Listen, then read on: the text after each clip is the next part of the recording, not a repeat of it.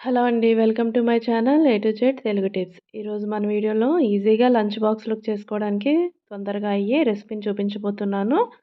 అదేనండి carrot rice. క్యారెట్‌ని తినడం వల్ల మనకి హెల్త్‌కి చాలా బెనిఫిట్స్ ఉన్నాయండి. అలాగే కంటి సమస్య ఉన్నవాళ్ళు క్యారెట్‌ని తింటే చాలా మంచిది. పచ్చి క్యారెట్‌ని తినాలంటే చాలామంది ఇష్టపడరు కదా! ఇలా రైస్ చేసుకొని తింటే చాలా బావుంటుంది టేస్ట్ కూడా. ఇది పిల్లలకు కూడా చాలా మంచిది. పిల్లలకి వారానికి 2 సార్లు ఇలా చేసి పెడితే చాలా మంచిదండి. ఈ రెసిపీని చేయడానికి ఎక్కువగా కష్టపడాల్సిన అవసరం కూడా లేదు. చాలా తొందరగా ఈజీగా చేసేసుకోవచ్చు. ఇలాంటి ఈజీ అండ్ క్విక్ రెసిపీస్‌ని నా ఛానల్‌లో చూడాలనుకుంటే నా ఛానల్‌ని సబ్స్క్రైబ్ చేసుకోండి. అలాగే కొత్తగా ఎవరైతే నా ఛానల్ చూస్తున్నారో ప్లీజ్ నా ఛానల్‌ని సబ్స్క్రైబ్ చేసుకోండి. ఇంకా ఇలాంటి మరిన్ని టేస్టీ రెసిపీస్ కూడా నా ఛానల్‌లో రాబోతున్నాయి. ఇంకెందుకు ఆలస్యం క్యారెట్ రైస్‌ని ఎలా చేయాలో చూసేద్దాం. ముందుగా క్యారెట్ రైస్ కోసం నేను ఒక కప్పు రైస్ దాకా తీసుకొని ఈ బియ్యాన్ని 2, 3 టైమ్స్ బాగా కడిగి వాటర్ పోసి కొన్ని చుక్కలు ఆయిల్ కూడా వేసి ఉడికించాను. ఒక కప్పు రైస్‌కి 2 కప్పుల దాకా వాటర్ అనేది పడుతుందండి. ఈ బియ్యాన్ని ఉడికించేటప్పుడు కొద్దిగా ఆయిల్ వేస్తే బియ్యం అతుక్కోకుండా పొడి పొడిలాడుతూ ఉడుకుతుంది. తర్వాత క్యారెట్‌ని తురుము పెట్టుకోవాలి.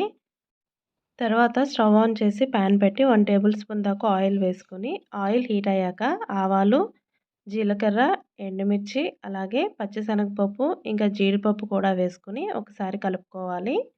పోపు దినుసులు వేగాక ఒక పెద్ద ఉల్లిపాయని ముక్కలుగా కట్ చేసి వేసుకోవాలి. అలాగే 2 పచ్చిమిర్చిని కట్ చేసి కూడా వేసుకోవాలి.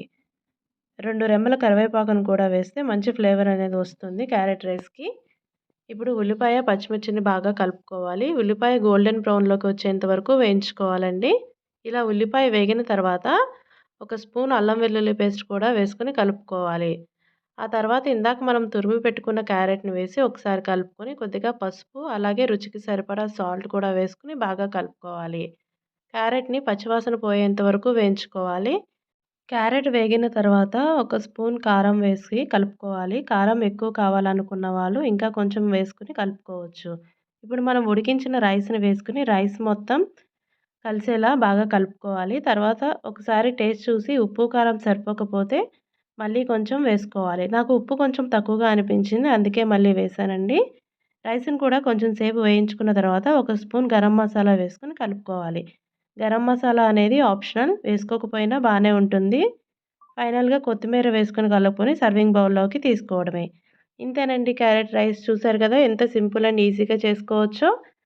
మీరు కూడా ట్రై చేయండి ఒకసారి. మీ ఫ్రెండ్స్‌కి, రిలేటివ్స్‌కి కూడా షేర్ చేయండి ఈ రెసిపీని. ఇలాంటి మరిన్ని టేస్టీ అండ్ హెల్తీ రెసిపీస్ చూడాలనుకుంటే నా ఛానల్‌ని సబ్స్క్రైబ్ చేసుకొని పక్కనే ఉన్న బెల్ బటన్ క్లిక్ చేస్తే నా వీడియో నోటిఫికేషన్స్ అనేవి మీకొస్తాయి.